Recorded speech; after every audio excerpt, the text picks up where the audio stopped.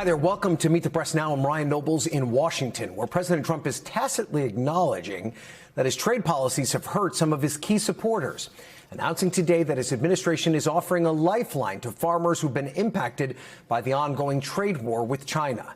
The president's announcement of a $12 billion aid package for American farmers comes as the White House struggles to address voters' growing concerns about affordability.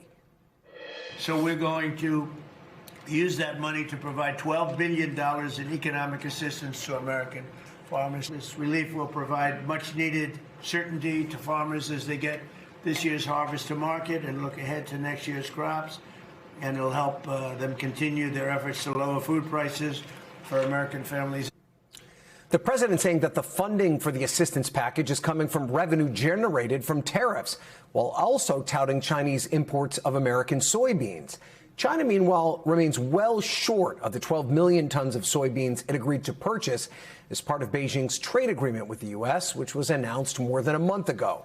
Treasury Secretary Scott Bessent describing today's package as a bridge payment to farmers, while saying he remains confident that China will make good on its soybean commitment. Why would farmers need a bridge payment from the Agriculture Department then? Because these prices haven't come in, because the Chinese actually used our soybean farmers as pawns in the trade negotiations. And we are going to create this bridge because, again, agriculture is all about the future. You've got to start financing for planning next year when things will be very good. Today's announcement comes as concerns about affordability remain a focus at the White House and on Capitol Hill, with President Trump set to travel to Pennsylvania tomorrow to address his administration's efforts to combat inflation, and the Senate set to vote Thursday on a Democratic plan to extend Affordable Care Act subsidies and bring down health care costs. Congressional Republicans telling NBC News that they're concerned their party isn't doing enough to address those affordability concerns. A recent Gallup poll shows that just 36% of Americans approve of President Trump's handling of the economy. And a recent Fox News poll shows that 53% of Americans think Democrats have a better plan to make things more affordable. President Trump today appearing to backtrack from his recent claims that affordability concerns were a hoax created by Democrats. We inherited a mess.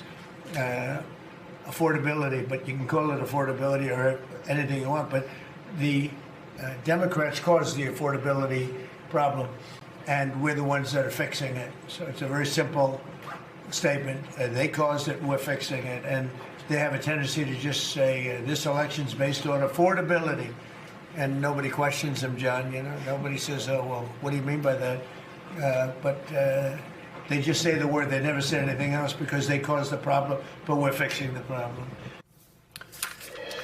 I'm joined now by NBC News White House correspondent Yamiche Alcindor and NBC News senior national political reporter Sahil Kapoor. Yamiche, how will this $12 billion be dispersed? It's a good question. The president is saying that it's going to be, as you said, coming from this fund that is distributed and got money from tariffs. Then you're going to see a number of farmers, not just soybean farmers, but also cotton farmers, rice farmers, a number of other crops. They're going to get what amounts to essentially a bailout, $12 billion. It's going to be part of a new program that the Agriculture Department is going to distribute. So it's really interesting to see the president talk about this issue. And also, by the way, this isn't the first time that he's given out money to farmers during his first term. He also gave out billions of dollars to farmers because of some of his policies there. Now, the president, of course, is blaming Democrats, but there are some who are looking at this, a number of economists who are looking at this and saying that this is really because of the president's own tariff policies that you now have American farmers under this strain. So you described it as a bailout. Does that mean it's not a loan? They won't have to pay it back? From my understanding, it is not a loan. The White House might change their mind or say something different. But from our understanding, this is a one-time payment to farmers. So this is sort of a grant, as you could call it a grant. You could call it a bailout. You could call it aid. Well, there are a number of ways you can describe it. The point is that from my understanding, and the White House officials have, unless they've changed their minds, this is going to be something that farmers get and will not have to be paid back. Okay, so then isn't it an acknowledgement on some level by the administration that affordability is still a major concern, especially if you're a farmer?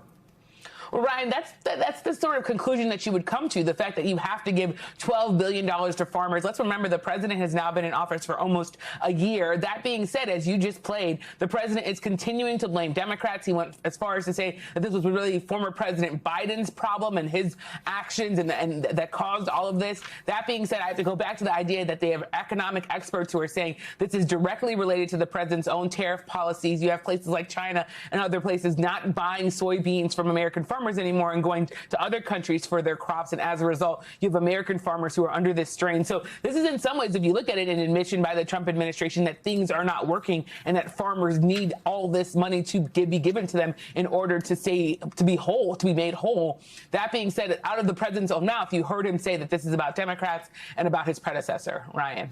And he's going to travel to Pennsylvania tomorrow, the president, to highlight his efforts to tackle these affordability concerns. But it also comes less than a week after he called affordability a hoax.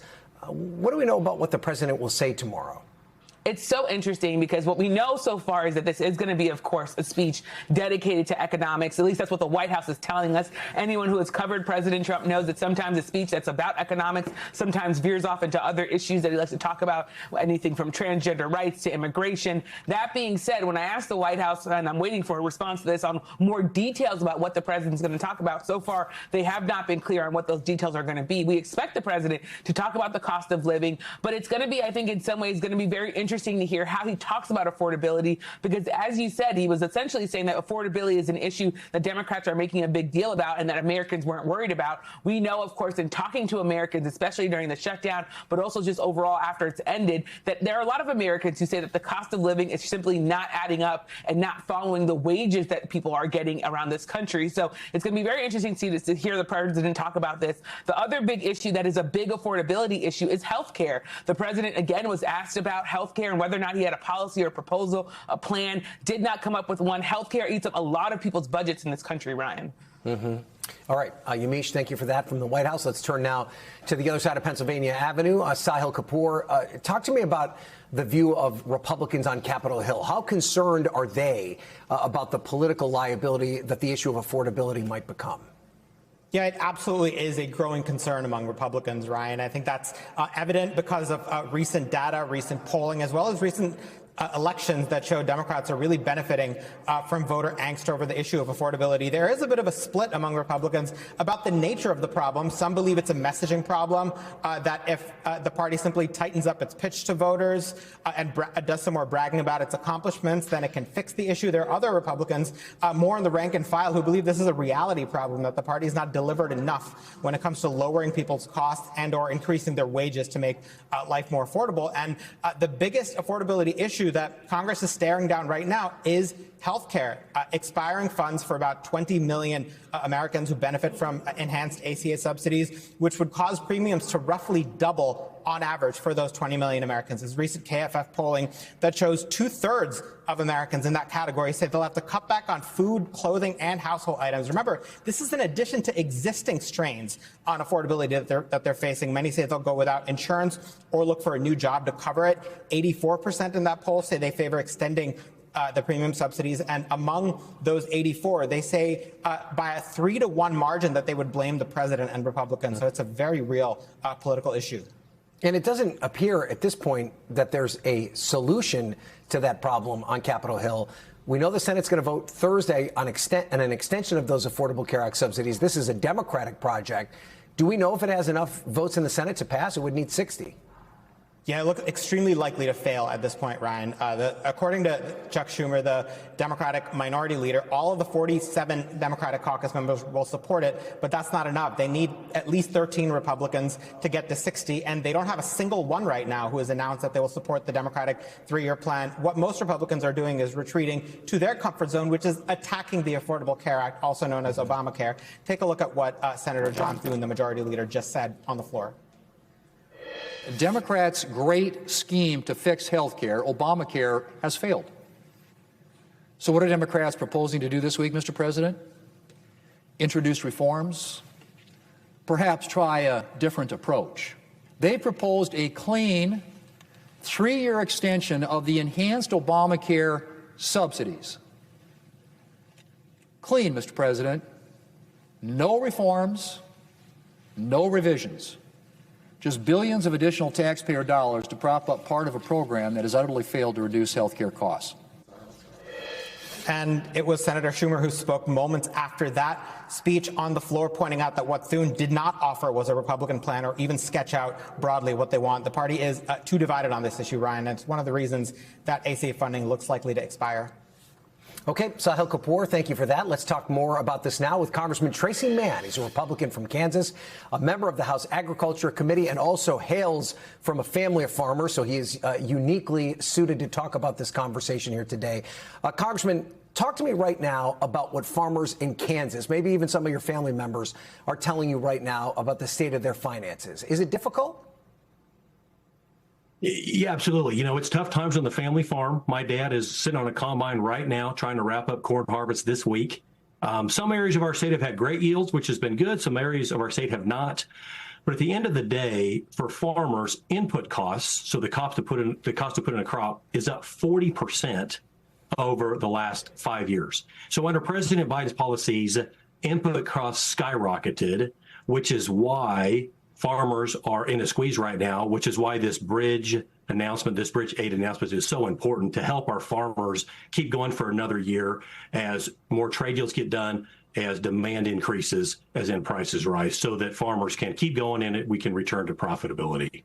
So I see you mentioned that you think the Biden administration policies contributed to this, but do you think there's any part of the Trump administration policy as it relates to tariffs that have made it difficult for farmers in your state? Well, without question, you know, the Biden administration was asleep at the wheel for 4 years when it comes to ag trade. So when Trump ended his first term, there was an ag trade surplus of $6 billion. When Biden ended his term, there was a deficit of $40 billion. So we went years without no trade deal, no positive news for farmers as far as trade goes. President Trump's come in. He is righting the ship. It takes a while to, you know, when you run a ship into an iceberg, you've got to stop the ship, you got to bail the water, you got to repair the ship, you got to pick a different direction. That's exactly what we're seeing happening. These deals are getting done. The deals that have been announced so far, you know, selling more soybeans to China, sorghum to China, you know, we need to make sure that they make good on those deals, selling beef to United Kingdom, bioethanol to United Kingdom as well. This is all good news for the American farmer. It's going to take time. That's why they need this bridge aid, and that's what was announced today. President Trump, first time I was in the White House, in the Oval Office, he told me how much he loves farmers, and today was a proof of that. So do you feel, though, that the tariffs, I guess what your argument here is that long-term, the tariff trade policy will ultimately benefit the farmers, but in the short term right now, has it made it more difficult? Well, completely in the long term, we need trade, not aid. We've got to get better, fair trade deals. You know, specifically the two crops that have been injured the most by trade talks this year are soybeans and sorghum. You know, we are seeing China make an announcement that they're going to buy soybeans and sorghum. The president, his announcement today, has been very adamant requiring the Chinese to do that. Beyond that, though, we have got to continue to open up new markets. And that's where Biden failed for years in doing no new trade deals, opening up no new relationships. When there is a level, fair playing field, our American farmers can compete around the world. But we've got to get these trade deals done. Unfortunately, the Trump administration was handed the baton way behind, and now they're working to try to catch up. Is $12 billion enough? I mean, for your dad that's sitting out on that combine right now, will that be enough to help him and then the hundreds of thousands of other farmers across the country that need help right now? Yeah, it'll certainly help. You know, there was some disaster assistance also announced a month or so ago that's more weather related. I'm not sure it's going to solve all the problems. It'll certainly help. We need to get that money out the door. Farmers are talking to their lenders right now as they're beginning to prepare for next year. And we'll know more. And if we need to do more, we can. But at the end of the day, you know, President Trump, House Republicans, love farmers, care about them. This bridge aid announcement is an example of that. They're the backbone of the country. And it's a tough business. You know, President Eisenhower, who is from Abilene, Kansas, my district, he used to say that farming looks very easy when your plow is a pencil and you're 1,000 miles from a cornfield. You know, it's very, very hard business. It sounds easy, very hard to do, but really excited to see the announcement today. So one of the things that Republicans criticized Joe Biden for was this idea that he tried to convince Americans that life was affordable when it actually wasn't.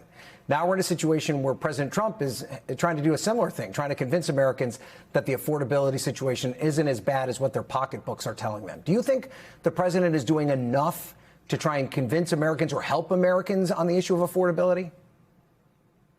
He's doing everything possible. First and foremost, look at gas prices. You know, gas prices, when you have pro-energy policies, gas prices go down. You see that. Don't forget the big, beautiful bill that was passed, signed into law July 4th.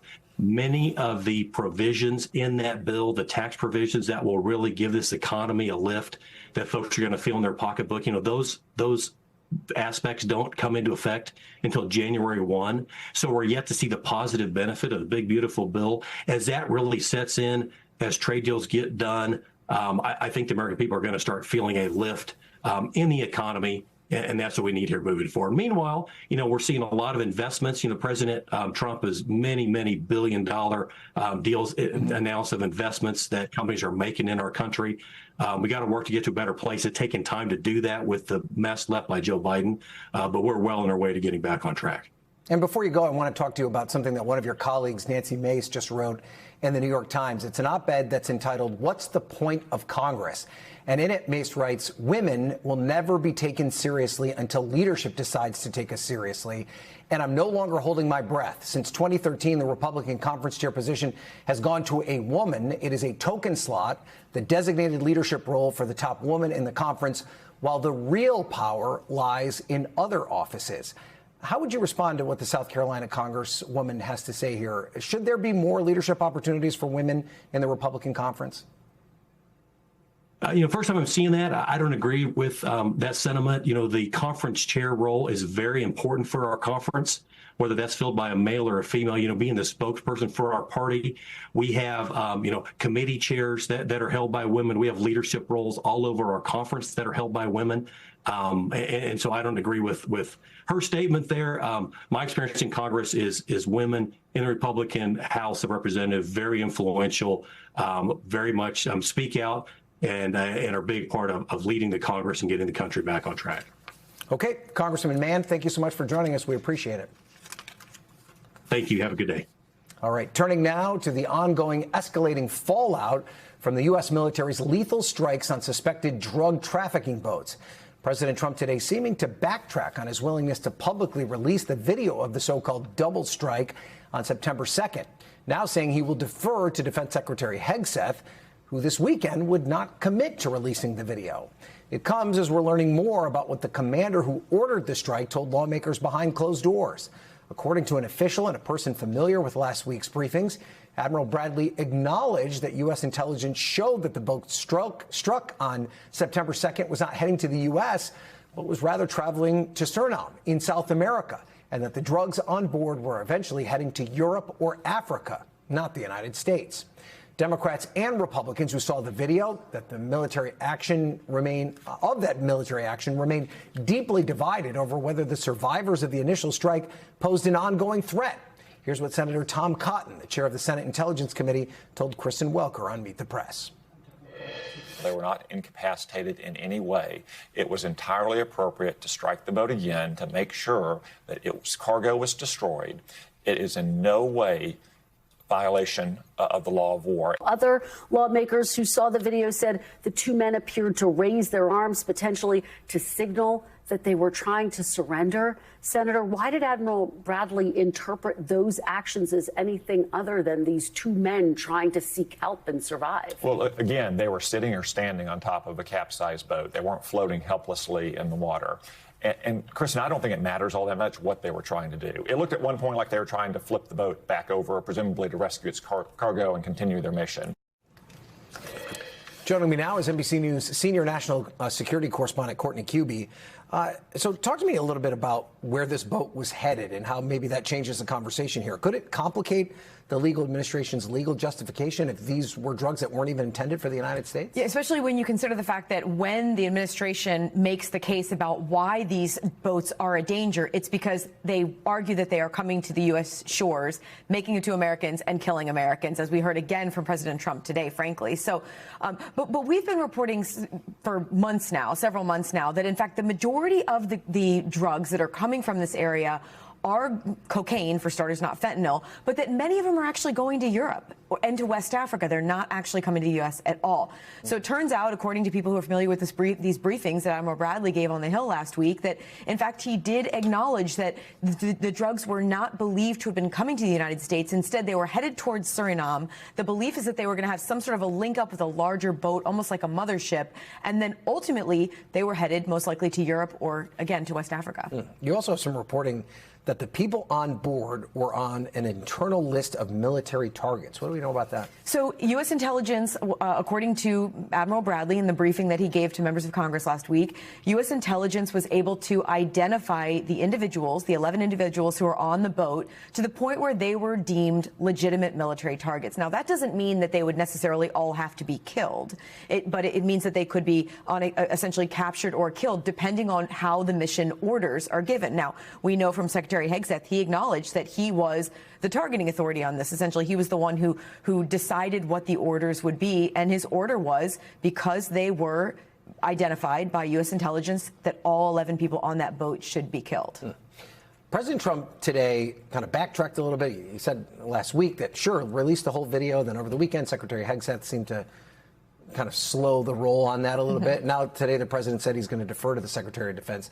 Does it seem to you like it's less and less likely that the full video of the strike will ever become public? Absolutely. I would be surprised at this point if we see the full video. And the Pentagon and Secretary Hegseth can claim it's because they don't want to expose sources and methods, that they are worried about this because it's an ongoing operation. You know, they struck another boat at the end of the day on Thursday after Admiral Bradley and the chairman of the Joint Chiefs briefed all day long senators and members of Congress. So they can argue that it's sources and methods, but the reality is they can do things that would mitigate any dangers. The same way that they have been releasing declassifying video and releasing parts of every strike, heavily editing to do that. But when you look at what we heard from Congressman Jim Himes, the ranking member on the Intelligence Committee on the House side, he said that it was one of the most disturbing things he's ever seen. We heard something similar from Senator Warner. The notion that the Pentagon, Secretary Hegseth specifically, would want that released to the American public seems far-fetched. It seems if they can edit it into a sizzle reel to try and show that they're being tough or something. Exactly. The American people should be able to see the entire video. Exactly. Yeah. All right, Courtney Cubie, thank you for that. Coming up, everything's bigger in Texas. Major developments today in the Lone Star State's hotly competitive Senate primary, with one Democratic candidate out and another officially jumping in just minutes ago. Plus, President Trump weighs in on a battle between the nation's biggest media moguls as Paramount Skydance tries to derail Netflix's mega merger with Warner Brothers Discovery. You're watching Meet the Press now.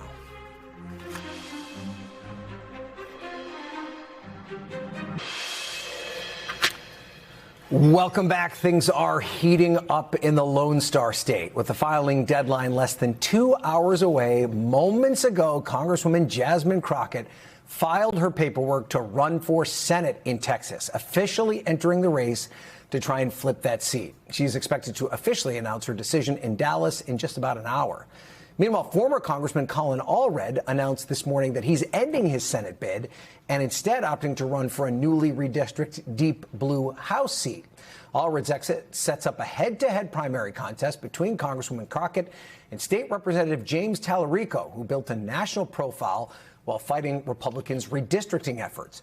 With multiple Republicans already set to challenge Senator John Cornyn, Democrats are hoping a bruising Republican primary could give them a chance to win statewide in Texas for the first time in decades. Joining me now is our panel. Toulouse Olorunipa, the staff writer for The Atlantic, Karen Rosenkrantz, former managing director at the DCCC, and Ashley Davis, a former White House official in the George W. Bush administration. So, Toulouse, we knew this was coming. Crockett has been teasing it and forecasting it for quite some time. How nervous will this make Democrats to have her entry into the race? She's certainly a firebrand. She has quite a bit of support with the base of the party. The question is, can she win a general election, especially in a place like Texas? That is a big question, and Democrats do not like uncertainty, especially in the age of Trump, where there's a lot of uncertainty in the White House. They would have loved for this to be sort of a straightforward primary where they can kind of handpick the person that they think would be the right person for Texas in this midterm race. Maybe that's James Tallarico. Some people thought it was Colin Allred. Not many Democrats early in this cycle thought that Jasmine Crockett was the person who would be able to get moderate voters, Republicans, and all the people that you need in a coalition to win in a red state like Texas as a Democrat. But she is saying that she has the energy behind her. She has the fundraising. She has the fight that she's taking to Trump that a lot of voters are looking for. And it'll be an interesting clash between her style of politics and James Tallarico, who is talking about bringing people together, talking about his faith, talking about working with Republicans, and may have a message that's more palatable to moderates and some Republican voters. She has a message that's more for the Democrats that want to fight Trump. Yeah, the firebrand Democrats, Taryn, that I talk to on a regular basis, the progressive wing of the party, they keep making this plea to more mainstream Democrats that this is where the energy is in our party. This is the Zoran Mandami wing of the party, right? This is where people are motivated to come out and vote, and that transfers to a general election. Is that an argument that you'd make, especially in a state like Texas? I think it's going to be hard to make that argument for a lot of folks when you try to use New York City as an example as to relate to Texas. Like, that just logically, you're going to have to think to yourself, there was that like old salsa commercial from Texas. They're like, New York City. You know, that just doesn't seem to translate in the same way. So I do think what she is saying and what a lot of folks are saying is that excitement, youth, energy, some change, people are looking for change. It's a very anti-incumbent election that we're facing. And I think that goes for both sides of the party. And so when you are seeing primaries and when you are seeing that kind of firebrand that you were saying, that's coming from energy. And I think that that's just that desire for change. So, Ashley, I know that Democrats are just chomping at the bit to run against Ken Paxton in Texas. Right. Are Republicans chomping at the bit to run against Jasmine Crockett in Texas? As of now, for sure. I mean, that was what everyone's been saying over the last 10 days. But I also think that she'll be able to raise a ton of money because at least she has a national profile. I don't know if money's ever needed at this point anymore in some of these high-profile races. I think that it always happens to come at the end of the day. But listen, we have our own problems in a primary. We have Ken Paxton, and we obviously have John Cornyn. Senator Cornyn's done a lot better over the last couple months than he was doing at the beginning. But it's still Texas, and I think that I'm the moderate Republican here that will say when things are wrong, but I actually think Democrats always feel they're going to pick up those seats, and then it's really hard to do so. I mean, I think the red areas of Texas come out. Yeah. Let's show a graphic that demonstrates that, right? Okay. Because I've been covering the white whale that is a blue Texas, and this is what's happened every time. We had Beto O'Rourke take on Ted Cruz. Cruz won by 3 points. Cornyn in 2020 won by 10. Cruz won again in 2024 against Colin Allred by 8 points. But in each one of these races, Ashley, you've gotten established Republicans there who had a base of support. Ken Paxton is a different animal here, right? How nervous are you if it is Paxton that ends up the nominee? Well, I think he has so much baggage that I think it's really difficult. I think the president probably at some point will come out and figure out who's going to win and who can win, especially when if it's going to be against Crockett, which is, I'm assuming it will be as of right now. And by the way, when is the primary in Texas? I don't know that off the top of my head. That's something I should know. I think it's May. Because then there's also a runoff situation there, right? So which is one of the big reasons Allred getting out was significant because that prevents a three-way race, which makes it far more difficult to get over the 50% threshold. But anyway. Yeah, no, all I was saying is I think that if it is Cornyn, it's going to be a handed race. If Paxton just has so many skeletons that it would be much more difficult. Again, though, I think she is. I don't say this about AOC and even Mondami. They do have a movement, but she's just a little bit more angry about some things that I don't know catch on in Texas. All right, so there's so much in Texas, Toulouse. The other big story there is the Henry Cuellar of everything, where he surprisingly gets a pardon from President Trump. The assumption here is that it means perhaps he's going to flip parties, which is something Republicans have been trying to get him to do for years. But then he just comes out and says, no, I'm running for re-election and I'm still a Democrat. The president responding on his social media channel saying that Congressman Henry Cuellar announcing that he will be running for Congress again in the great state of Texas as a Democrat. Such a lack of loyalty. Is this the president admitting that this was somewhat of a quid pro quo, that they had some sort of deal here to get him on pardon? It sounds like that's what he's sort of insinuating, but it sounds like the deal maker did not really make the deal. He seemed to sort of assume that because he was offering this pardon to get Henry Cuellar out of legal jeopardy, that the support would come directly from this longtime Democrat who, yes, has been conservative on some issues, has been very much in the Trump the pro-Trump camp when it comes to border issues, but he's a run-of-the-mill Democrat on a lot of other issues, and so the idea that he would just flip parties or abandon his long-held beliefs because he got a pardon, maybe that's something that Trump sort of envisioned in his own mind, but it doesn't seem like there was any kind of deal or quid pro quo that was specifically laid out that would have been consummated once this pardon came through. So it was very interesting that Trump said, no more Mr. Nice Guy. He seems to have learned his lesson in the pardon world, and that he seems to want to pardon his friends and get something in exchange for that, and not pardon based on the merits. So, Taryn, Congressman Cuellar was asked about the president's post. This is what he said. Take a listen. As probably the most bipartisan individual, I don't vote party. I vote for what's right for the country. I am a conservative Democrat, but I will work with the president. I've reached out to his administration. I've told him, name the folks, Tom Homan, Christie, other folks that say, hey, can we sit down? I'd love to sit down and see where we can find common ground. Can the congressman continue to walk this fine line as a conservative Democrat, especially in the wake of this pardon? Well, interestingly enough, I think he's always walked that line. And Texas Democrats and a lot of Democrats who are in red states have always had to walk that line of making sure that they're, esteemed. We're a big tent party, as we always say, right? So there are people who don't exactly agree on every issue. But I certainly think that all this does is really expose sort of this feeling of this Trump, what else is he expecting from people when he pardons them? He's pardoned some real criminals here in the last few months, and what does that mean? What kind of deals are being made? So I think it's raising more eyebrows than it is on the Cuellar side. Okay, and the control room tells me the Texas primary is on March 3rd. The runoff is in May, so I wasn't completely wrong. We had at least part of it. All right, Toulouse, Taryn, and Ashley, thank you all for being here. I promise next time we'll talk about another state than just Texas. Up next, the Supreme Court hears oral arguments in a key case that will determine whether President Trump has the authority to fire the heads of independent agencies.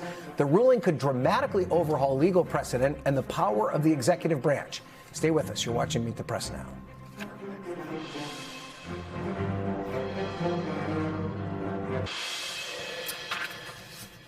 Welcome back. The Trump administration's effort to expand the executive branch's power is once again in front of the Supreme Court. The justice is hearing arguments today on whether President Trump has the authority to fire a member of the Federal Trade Commission. The president fired Rebecca Slaughter and the commission's other Democratic appointee in March, despite a law protecting appointees at independent agencies from political interference. A decision in the administration's favor will likely give the president sweeping new powers over agencies that have been considered independent from the executive branch. NBC News senior Supreme Court reporter Lawrence Hurley joins me now. So, Lawrence, this case pertains to a Supreme Court precedent called Humphrey's Executor. What is that ruling, and how does it relate to this case? Yeah, this was a Supreme Court ruling from almost 100 years ago, 1935, where in a case involving the FTC, the court actually upheld these removal protections that say, what the Congress said, that the president can't remove members without cause, right? So this was designed to insulate them from political pressures. And everyone kind of acted for the last 90 years like that was the law of the land, and we've seen a proliferation of these agencies. But now that's under question, and this, based on today's argument, the court might overturn it. Yeah, let's get into that a little bit. The court has shown a willingness to grant the executive branch significantly more power in some of their recent decisions. Did they seem to be buying the Trump administration's arguments in this case? Definitely, yes. I mean, you have a conservative Supreme Court, 6-3 conservative majority. They all came up through the conservative legal movement that's long opposed these independent agencies. They think they encroach upon the separation of powers, what we learn in school about, the different branches of government, the Congress, the Supreme Court, and the executive branch. And, we can listen into Justice Neil Gorsuch actually kind of outlining some of those complaints that they have. Okay, let's hear it. I'll put my cards on the table. Maybe it's a recognition that Humphrey's executor was poorly reasoned, and that there is no such thing in our constitutional order as a fourth branch of government that's quasi-judicial and quasi-legislative. And so you can hear from that, he's elaborating on those concerns, and he's not the only one, right? So there's probably at least 5 votes there to overturn Humphrey's executive, but definitely to rule in favor of the Trump administration. And how long could we get a decision on this case? Well, this is a pretty big case. It's probably going to be decided sometime early next year, maybe as late as June, when they issue their big rulings. Okay. All right. Thank you so much, Lawrence. We appreciate it. Turning now to a major shakeup in the media and entertainment landscape that's grabbed the president's attention. Paramount Skydance announced today that it's going to try and take over Warner Brothers Discovery by force. The attempted hostile takeover comes after Netflix announced late last week that it had secured a deal to merge with Warner Brothers Discovery. It comes as President Trump is making it clear he wants to be directly involved in the government's approval process over the massive deal, saying the Netflix deal could, quote, be a problem, while separately attacking Paramount, which is the parent company of CBS News. NBC News entertainment correspondent Chloe Melas joins me now with more on this. So, Chloe, the size of this fight is enormous, tens of billions of dollars. We're talking about a battle for media and entertainment assets that are valued around $100 billion. What comes next in this fight for Warner Brothers Discovery? Well, there is a lot that is going to take place. And first of all, Warner Brothers Discovery, the shareholders ultimately have to decide whose deal they want to move forward with. For now, as of today, they say that they are sticking with Netflix. But Skydance Paramount has given the Warner Brothers board till January 8th to make a decision. Now, again, we could know sooner than that what they decide to do, but David Ellison, that runs Paramount Skydance, is clearly not taking no for an answer. He has tried 6 times, and now this bid of $108 billion to buy all of Warner Brothers Discovery, not just Warner Brothers, the film studio, and the streaming assets that Netflix wants to buy. That's why the numbers are different. That's why Netflix is around $83 billion.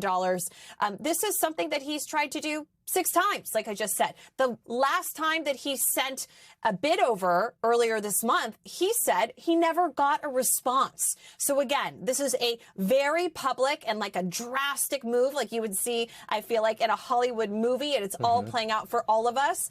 And a lot of people have some strong feelings about both sides. A merger of this size obviously will have quite a bit of government oversight aligned with it. What role could the government play? And is President Trump himself trying to position himself as a kingmaker in this fight?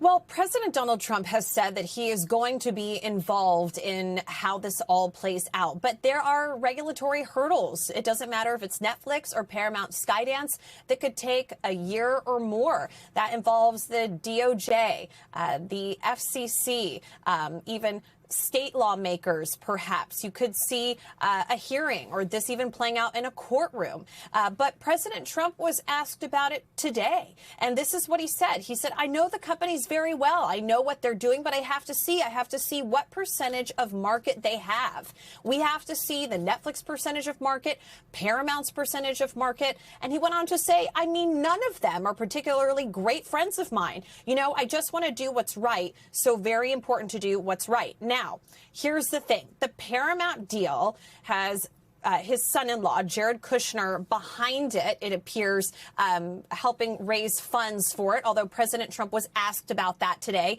And he said that he didn't really know what Jared Kushner's involvement in this was, okay? And then on the flip side, you know that the co-chair of Netflix, or the co-CEO, Ted Sarandos, he's been meeting with President Trump since he took office in his second term and met with him as recently as last month to talk about them potentially buying Warner Brothers. So both sides are trying to get into the ear of President Trump. And as we know, the Ellison family has a long history with Trump as one of his biggest financial supporters. And some of the money Paramount's raising might come from some questionable locations, and that could all be part of the discussion as well. Chloe, thank you so much for breaking it down for us.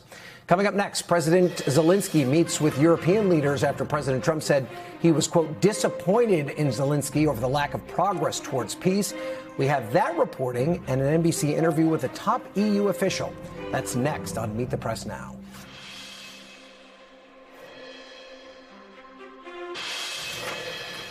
Welcome back. Ukrainian President Volodymyr Zelensky met with European leaders today in a show of support for Ukraine as Russia continues its bombardment and as the White House appears to be pressing Ukraine to sign a peace deal that would include significant concessions.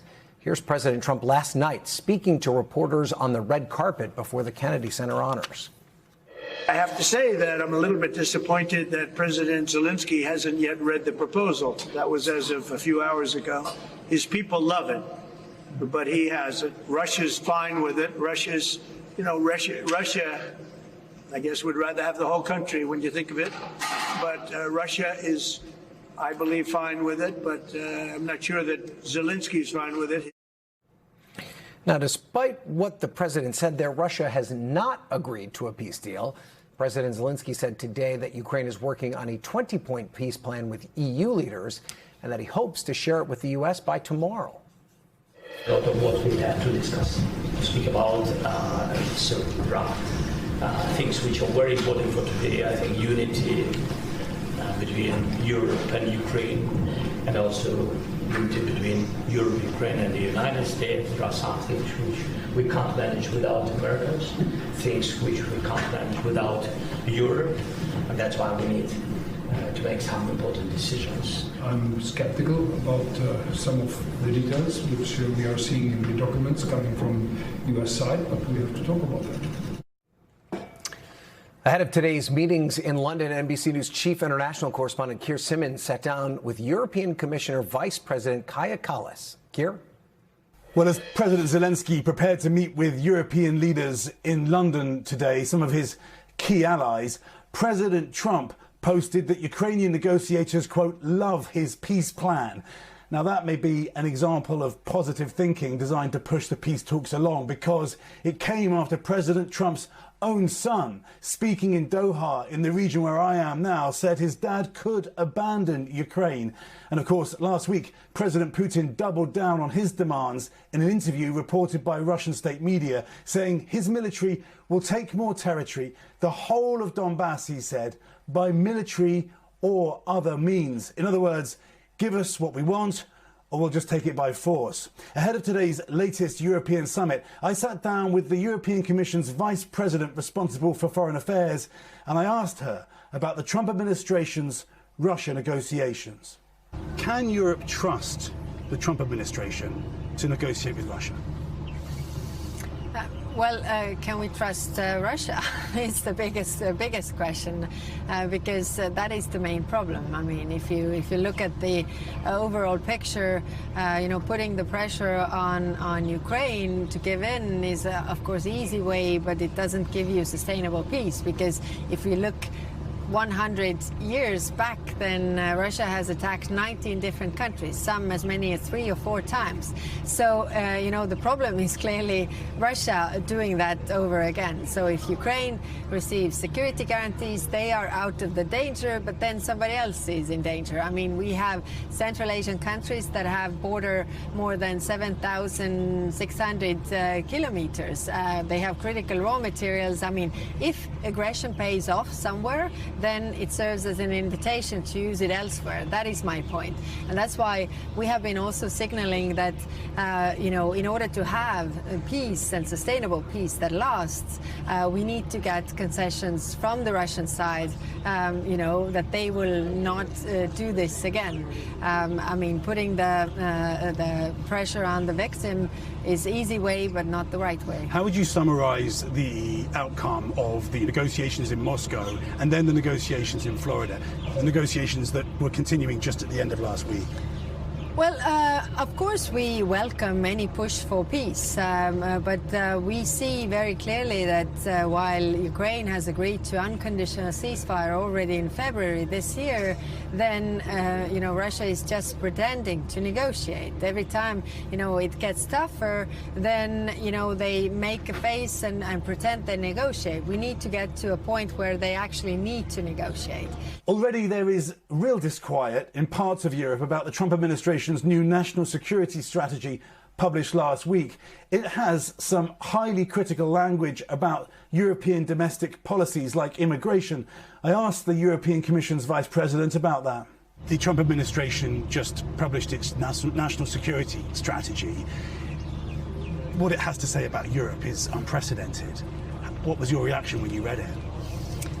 Well, I read it. I took some positive sides. First, America still considers Europe as the biggest ally, and the other thing is also that we should have more self-confidence regarding Russia, for example. And this is also very true. I mean, compared, we have a lot of economic power and a lot of leverage as well. So we should use it wisely. Did you agree with it that Europe's biggest problem is internal?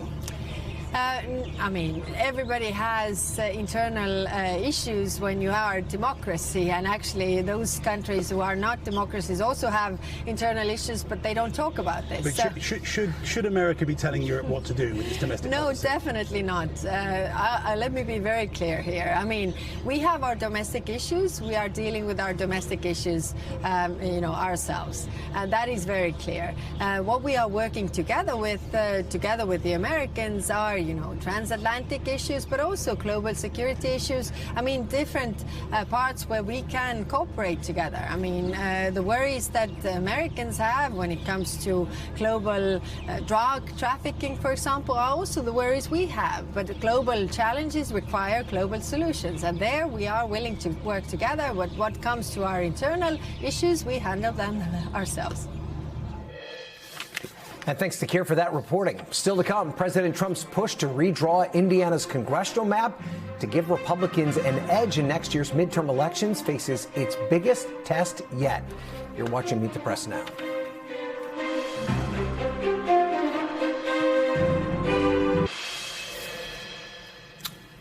Welcome back. The battle over mid-decade redistricting in Indiana faces another critical test this week as the state's senators now take up the redistricting bill amid immense pressure from the White House. The Indiana State House passed the new map last week that would eliminate the 2 Democratic-held seats, instead making all 9 congressional districts lean in the GOP's favor. But some Indiana Senate Republicans have resisted the White House's redistricting push. Over the weekend, President Trump escalating his pressure campaign, calling out 9 Republican senators by name in a social media post, saying they needed encouragement to make the right decision. Joining me on set is NBC News national politics reporter Ben Camisar. So, Ben, why are these Republicans in the Indiana Senate opposed to this redistricting proposal, even in the face of this pressure campaign from President Trump himself? Obviously, President Trump has a huge gravitational pull over Republicans in Washington and around the country. But the further you go out from Washington, the lesser that pull can be a little bit. I mean, ultimately, they could have done this in 2021 during the normal redistricting cycle. But there's always a concern of when you try to draw these maps for this total wipeouts, are you accidentally making something a little bit too vulnerable for a flip? They feel really good, or these Republicans do, about the map that they have right now, 7-2. They think that the trends up in that first district are really good for them. That can make it pretty easily 8-2. So ultimately they didn't want to take on this type of risk. So if it fails in the Indiana Senate, is that it? Are we done here, or is there another option? Yeah, there's no real magic third door here, right? The governor can't do it himself. There's no independent commission that could do it themselves. This has to live and die in the legislature. And we've seen these redistricting fights. They're breaking out in red states and in blue states. Is it clear which party is ultimately going to have the upper hand in the 2026 midterms? It's most likely Republicans are going to have an upper hand, particularly now that the Supreme Court has decided to allow for Texas to stay. But ultimately, the question is going to be, how big of a margin? And when we talk about this back and forth, you kind of alluded to it already, but when you start to pull from one district to try and create a more Republican-friendly district, then you're pulling from another district, right? And you are creating more potential battlegrounds, aren't you? Yeah, and that's why I mentioned we don't know how large this, ultimately is going to shake out, because, Texas, for example, is always talked about as a state where you could win if Republicans could flip up to 5 seats. They can do that, but that requires, them to defeat incumbents like Henry Cuellar, who was just pardoned by the president. He, despite facing, federal indictment, won his race last election. So he's a longtime political force in South Texas. He's going to be hard to beat no matter what. So you'd have to do that. You'd have to beat another incumbent in South Texas. You'd have to buck some trends there. And so ultimately, yes, in a certain situation, these districts that are becoming more Republican, on paper, they look like they will turn Republican, but that's on paper, and we live in a world of reality. And also, to a certain extent, your redistricting based on the reality of politics today, or even maybe last election cycle. Those could change dramatically by the fall of 2026, right? Yeah. No, and we talk about the Latino vote too, right? You know, a lot of these decisions were made back when Republicans thought they had a grip on the Latino vote looking to 2024. Now that's been a little bit of a question in 2025 after results in New Jersey and Virginia. So like you said, it just flips on a dime really easily. And our Democrats... Okay, we're going to have to go there. Sorry about that. My clock's out, so I'm just kind of flying blind a little bit. Ben, thank you for being here, rolling with the punches. We're back tomorrow with more Meet the Press Now. There's more news ahead on NBC News Now. We thank you for watching, and remember, stay updated on breaking news and top stories on the NBC News app or watch live on our YouTube channel.